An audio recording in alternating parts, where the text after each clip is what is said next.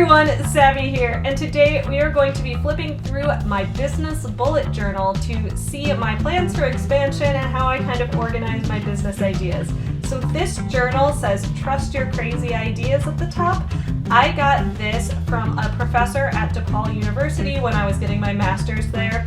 She was actually a professor in the business school, and since you guys know I was an English major getting my master's in writing and publishing, I was actually not in the business school, but I knew her because I was doing a lot of things with the business school, going to business coaching things, entering business competitions, and at one point her class, which was on creative entrepreneurship, was having a guest student entrepreneur come into the class so that the students could brainstorm ideas for expansion and problem solving for the business. It was really cool.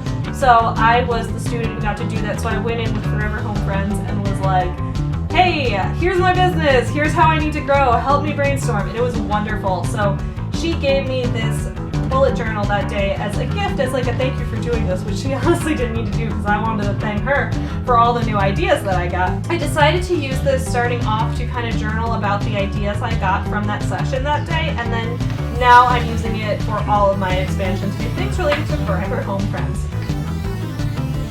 So let's open it up. I like to put stickers in it, so our title page says work hard and dream big. And then a lot of everything, for the most part, other than stickers, everything is my own lettering. I love doing fun lettering in different types of letters. And so I have the title page right here, Forever Home Friends Business Growth Ideas. Then from there, I broke it into categories based on the categories that I got that day at the session I did, which were social media, partnerships, advertisements, products, and brick and mortar. So a lot of the stuff in this section is a little bit outdated, so I'm actually going to flip ahead to some of the more recent stuff that I've done in here. Starting with Plushie Kickstarter 2019. So as many of you know, I just recently got my Kickstarter funded to put out the plushies, all the stuffed animals that go with the books in the Forever Home Friends series. Thank you so much to everyone who contributed to the Kickstarter or pre-ordered something. I'm so excited. So I started off by making like a timeline with key dates for that, and lots of math. I don't want to go too deep into finances here. I did a brainstorm for all the promo areas I wanted to target for it, and all of that kind of thing. But this is the section where I'm mainly focusing right now, which is scale plans for summer 2019. And as we know, we're in summer 2019 right now, so this is where everything is going. So I started off with a brainstorm page, like bulk orders, new packaging, maybe looking at doing an app or an audio or an ebook type of thing in the future for these, looking into some of the bigger events, some more greater media and publicity things I can do, and then trying to brainstorm ideas to enhance the customer experience and make people feel like out of Forever Home Friends they didn't get just a product, but they got an experience, they got to be part of the Forever Home Friends family.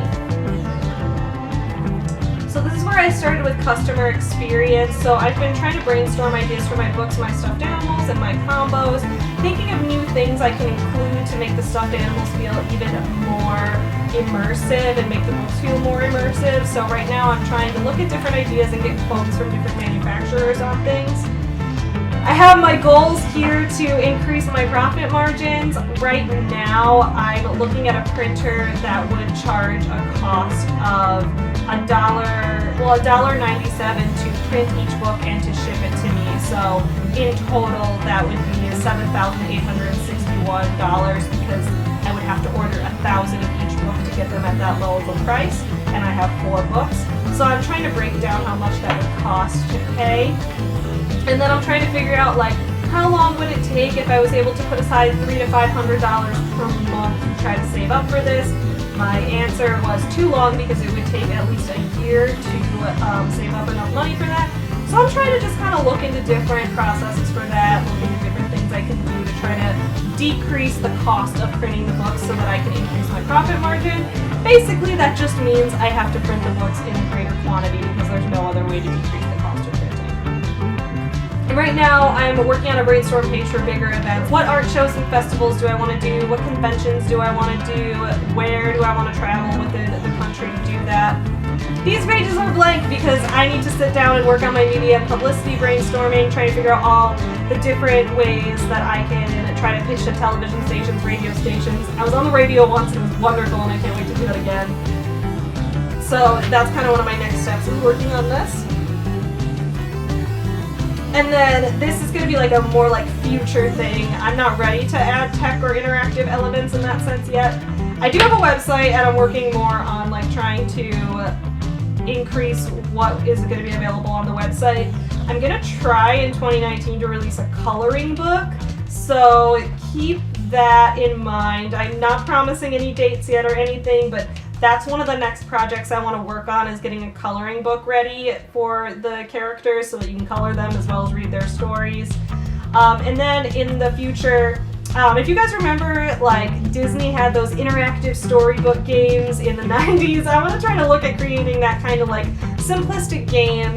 My husband studied video game design in college, so I'm thinking that's a thing we can maybe work on together in the future as like a new thing to add to this.